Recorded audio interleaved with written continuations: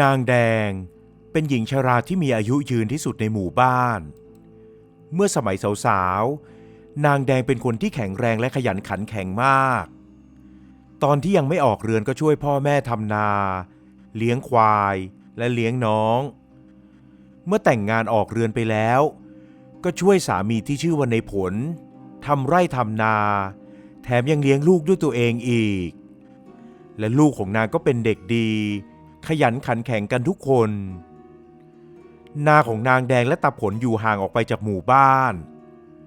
ทุกๆเช้านางจะต้องตื่นมาหุงหาอาหารตระเตรียมอาหารเอาไว้ให้ลูกๆใส่บาตรพระและเอาไว้กินด้วยจากนั้นก็ออกไปนาพร้อมกับสามีจากนั้นลูกๆถึงจะช่วยกันต้อนควายไปกินหญ้าและพาไปเลี้ยงที่ทุ่งนานอกจากจะเป็นคนขยันขันแข็งแล้วนางแดงยังเป็นคนที่ชอบไปทำบุญที่วัดอยู่เสมอโดยจะไปทำบุญในทุกวันพระเพื่อตักบาตรฟังเทศน์ฟังธรรมนางเป็นคนใจดีมีเมตตาและชอบช่วยเหลือผู้อื่นดังนั้นเวลาที่ใครพูดถึงนางแดงก็มักจะพูดถึงแต่สิ่งดีๆที่นางทำทั้งนั้นนางแดงเป็นที่รักของลูกๆเพราะนางมักจะมีเรื่องเล่าที่สนุกสนานตื่นเต้นมาเล่าให้ลูกของนางฟังอยู่เสมออย่างเช่นเรื่องที่ว่านางเคยออกไปทำนาแล้วก็เจอกับงูจงอางตัวใหญ่นางต้องรีบวิ่งหนีไปหลบอยู่ในนาเพื่อให้คันนาบังร่างของนางเอาไว้แล้วงูมันตัวใหญ่มากไหมแม่ลูกชายของนางเอ่ยถามขึ้นงูจงอางมันก็ต้องตัวใหญ่สิและตัวยาวมากขนาดแม่ลงไปนอนหลบอยู่ในนามันยังชูตัวสูงขึ้นมาหลายศอกเลยนะนางแดงเล่าอย่างออกรสออกชาติว่าวันนั้นนางไปถางหญ้าที่คันนาแล้วก็เจองูจงอางตัวยาวนางจึงรีบวิ่งหนีอย่างรวดเร็วแต่งูจงอางก็เลื้อยตามอย่างไม่ลดละจนนางถึงขั้นต้องลงไปนอนหลบในนาที่มีต้นข้าวกำลังเจริญต้นเจ้างูจงอางตัวนั้นก็ยืดตัวขึ้นส่ายหัวไปมาเหมือนกำลังมองหานางแล้วแม่รอดมาได้ยังไงแม่ก็ต้องถอดเสื้อแขนยาวของแม่ออกแล้วก็เอาดินห่อให้มันมีน้ำหนักจากนั้นก็ขว้างไปไกลๆงูมันเห็นแบบนั้นมันก็รีบเลื้อยไปฉกเสื้ออุตลุดแม่เลยอาศัยจังหวะนั้นรีบวิ่งหนีกลับบ้านนะสิและก็เป็นโชคดีของนางแดงที่หลังจากนั้นนางแดงก็ไม่ได้เจอกับงูร้ายตัวนั้นอีกเลยนอกจากเรื่องเล่าเกี่ยวกับงูแล้วนางแดงยังมีเรื่องเล่าให้ลูกๆได้ตื่นเต้นสนุกสนานกับเรื่องอื่นๆอีกหลายเรื่องอย่างเช่นเรื่องที่ทำให้ลูกๆของนางสนใจใคร่รู้ที่สุดก็คือเรื่องของจระเข้ทุกครั้งเวลาที่นางแดงพาลูกๆไปทำบุญที่วัดใกล้บ้านนางก็มักจะพาลูกไปที่ศาลาริมแม่น้ำที่มีปลาชุกชุมและเป็นเขตอภัยทานชาวบ้านมักจะนำข้าวสุกที่เหลือติดก้นขันก้นภาชนะมาโปรยให้ทานกับปลาทั้งหลายนางแดงจะชี้ให้ลูกๆดูว่าปลาที่กำลังแหวกว่ายอยู่ในสายน้ำนั้นมีชื่ออะไรบ้างส่วนมากจะเป็นพวกปลาสวายปลาเทโพปลาซิวและปลาสร้อยนานๆครั้งก็จะมีปลาเสือ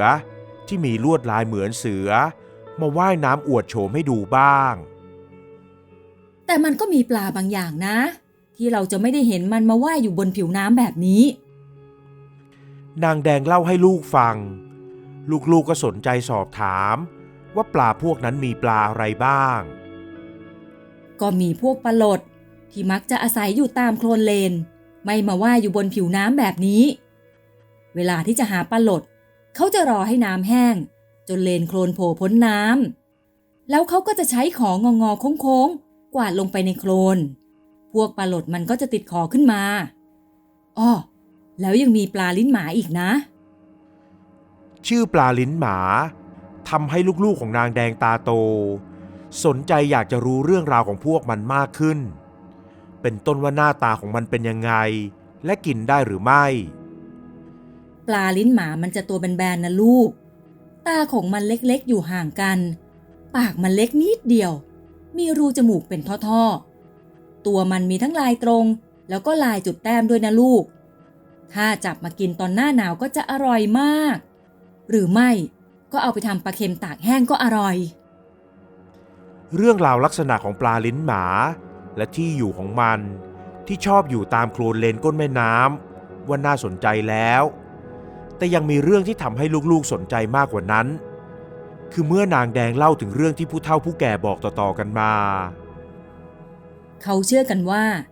ถ้าตรงไหนมีปลาลิ้นหมาอยู่เยอะๆหรือมันส่งเสียงร้อง แสดงว่าตรงนั้นมีจระเข้อาศัยอยู่ เมื่อนางแดงเล่ามาถึงตรงนี้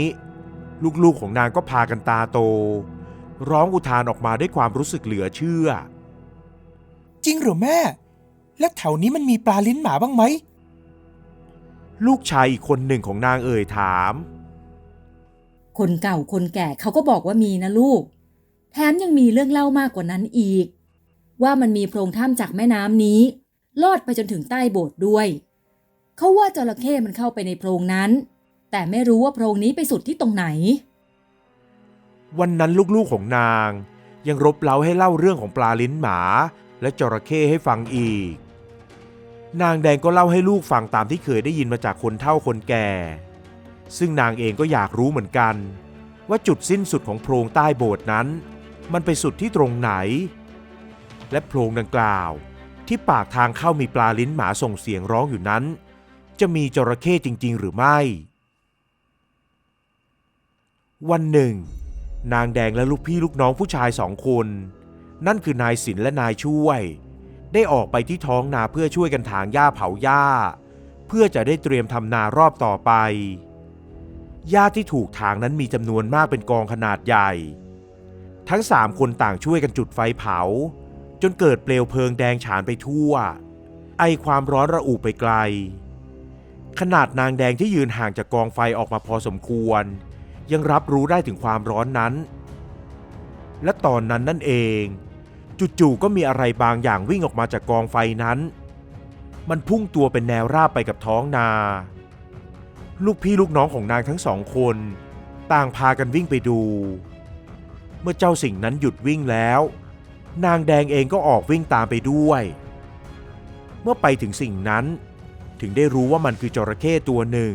ที่มีขนาดใหญ่พอสมควรนางแดงตกใจและตกตะลึงจนทำอะไรไม่ถูกในตอนนั้นเองนางนึกถึงคำบอกเล่าของคนเฒ่าคนแก่ว่าโพรงดินใต้โบสถ์นั้นมีจระเข้อาศัยเข้าออกผ่านไปมานางเพิ่งได้คำตอบเดี๋ยวนี้เองว่าทางออกของโพรงนั้นก็คือทุ่งนากว้างไกลสุดลูกหูลูกตาแห่งนี้นี่เองญาติทั้ง2ของนางที่พอจะมีคาถาอาคมอยู่บ้างทั้ง2จึงสามารถทำให้จระเข้ตัวนั้นสงบนิ่งลงได้แล้วก็ได้เอาเชือกไปมัดปากของมันเอาไว้รวมถึงมัดขาของมันไว้อย่างแน่นหนาด้วยจากนั้นในสินก็วิ่งกลับเข้าไปในหมู่บ้านเพื่อไปเรียกชายหนุ่มในหมู่บ้านรวมถึงสามีของนางแดงให้มาช่วยกันหามจระเข้ตัวนั้นไปปล่อยในน้ำเพราะสังเกตดูแล้วว่ามันได้รับบาดเจ็บที่ขาข้างหนึ่งที่โดนไฟไหม้เกรียมไปทั่วทั้งขาแต่ส่วนอื่นของมันไม่โดนไฟลวกและคิดว่าการนำมันไปปล่อยในแม่น้ำนั้นน่าจะปลอดภัยมากกว่าไม่นานนักชาวบ้านผู้ชายก็มาช่วยกันหามจระเข้ตัวนั้นลงไปปล่อยในแม่น้ำเมื่อมันถูกตัดเชือกที่มัดขามัดปากออกแล้วมันก็แหวกว่ายหายไปในน้ำทันทีเรื่องนี้เป็นที่พูดถึงกันอยู่พักใหญ่แต่ต่อมาไม่นานก็ถูกลืมไปแม้กระทั่งตัวนางแดงเองก็ลืมไปเช่นกันเพราะมีงานการและมีลูกที่ต้องรับผิดชอบเวลาผ่านไปนานหลาย10 ปีจนกระทั่งนายศิลป์และนายช่วยได้ตายจากไปตอนอายุ70กว่าแต่นางแดงก็ยังคงแข็งแรงและอยู่กับลูกหลานอย่างมีความสุขต่อมาสามีของนางก็ได้ตายจากไปนางแดงก็ยังคงแข็งแรงไปวัดไปวาสม่ำเสมอใส่บาตรในทุกๆเช้าและทำวัดเช้าเย็นไม่เคยขาดจนเมื่อนางแดงมีอายุยืนยาวจนถึง90 กว่าปีมีลูกหลานเหลนโหลนมากมายทุกคนมักจะมาเยี่ยมเยือนนางแดงอยู่เสมอลูกหลานที่อยู่บ้านเดียวกันก็ดูแลนางเป็นอย่างดีทว่าจู่ๆวันหนึ่งขาข้างหนึ่งของนางก็มีอาการปวดแสบปวดร้อน และมีรอยแดงเข้มตั้งแต่หัวเข่าลงมาโดยที่นางแดงไม่ได้ไปโดนอะไรมาทั้งสิ้นไม่ว่าจะเป็นน้ำร้อนไฟลวกหรือแม้แต่แมลงกัดลูกหลานจึงพานางแดงไปที่โรงหมอเพื่อรักษาแต่ก็เหมือนจะไม่ดีขึ้นอาการปวดแสบปวดร้อนและรอยแดงไหม้นั้นยังคงอยู่และยิ่งนานวันรอยนั้นก็ยิ่งลามลงด้านล่างมากขึ้นจากใต้หัวเข่าก็ลามมาจนถึงกลางหน้าแข้ง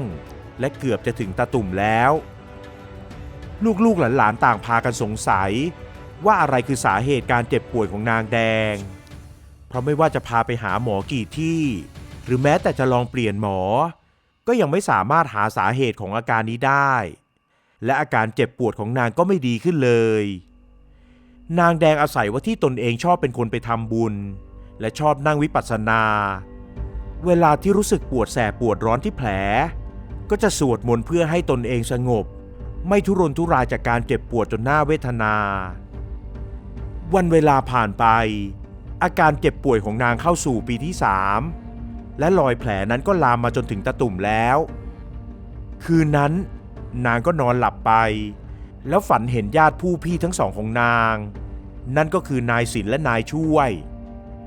ทั้งสองเดินเข้ามาหานางด้วยสีหน้าเป็นห่วงแล้วชี้มือมาที่รอยแผลของนางพร้อมกับบอกข้อความบางอย่างในฝันนั้นนางแดงพยักหน้ารับฟังอย่างสงบและยอมรับทุกอย่างพอรุ่งเช้านางก็ยังไปใส่บาตรตามปกติโดยให้หลานๆเตรียมเก้าอี้เพื่อให้นั่งรอพระเหมือนเคยเมื่อใส่บาตรเสร็จนางก็กรวดน้ำอุทิศบุญกุศลให้ญาติพี่น้องที่ล่วงลับไปแล้วและให้กับเจ้ากรรมนายเวรพอตกบ่ายอาการเจ็บปวดก็รุนแรงขึ้นจนนางเดินไม่ไหวนางแดงเดินไม่ได้ตั้งแต่วันนั้นเป็นต้นมาลูกและหลานต่างก็เข้ามาปรนนิบัติดูแลด้วยความเป็นห่วงเป็นใยและนางก็ได้บอกกับลูกหลานเวลาของแม่ใกล้จะหมดลงแล้วถ้ารอยแผลนี่ลามมาถึงหลังเท้าเมื่อไหร่แม่ก็จะไปแล้วนะไม่ต้องเป็นห่วงกังวลเรื่องอาการเจ็บป่วยของแม่อีกนางแดงพูดด้วยน้ำเสียงมั่นคงและไม่มีอาการหวาดหวั่นกับสิ่งที่จะเกิดหลังจากนี้กลับเป็นฝ่ายลูกหลานเสียอีกที่เริ่มเสียใจบางคนก็ร้องไห้กลัวกันไปล่วงหน้าแล้วว่านางแดงจะตายจากไปในอีกไม่กี่วันข้างหน้าที่แม่ต้องมาทรมานเพราะรอยแผลนี้แม่รู้แล้วว่ามันเกิดจากอะไร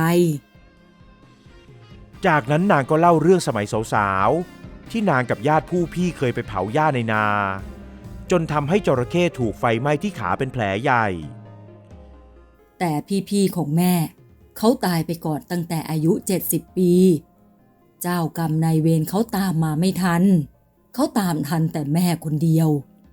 แม่ถึงได้ต้องมีรอยแผลที่ปวดแสบปวดร้อนเหมือนไฟไหม้แบบนี้ยังไงล่ะนี่เป็นกรรมสุดท้ายแล้วที่แม่ต้องชดใช้พอรอยไหม้นี่ลามไปถึงหลังเท้าก็เท่ากับแม่ได้ใช้กรรมหมดแล้วแม่ก็จะไปแล้วนะนางแดงบอกกับลูกหลานอย่างนั้นเหมือนให้ลูกหลานได้เตรียมตัวกันล่วงหน้าจะได้ไม่ร้องไห้เสียใจกันมากจนเกินไปแล้วไม่กี่วันหลังจากนั้นรอยแผลไหม้ก็ลามมาจนถึงหลังเท้าของนางแดงจากนั้นนางแดงก็จากไปอย่างสงบ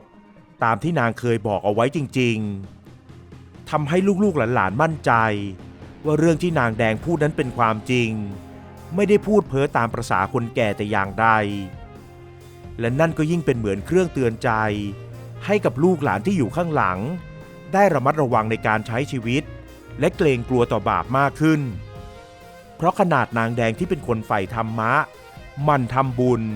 ฟังเทศและนั่งวิปัสสนาแต่นางแดงก็ยังหนีกรรมที่ตนเองเคยก่อไว้ไม่ได้ดังนั้นทุกคนจึงต้องใช้ชีวิตด้วยความไม่ประมาทเพราะมีเรื่องของนางแดงเป็นบทเรียนสอนใจให้กับทุกๆคนนั่นเอง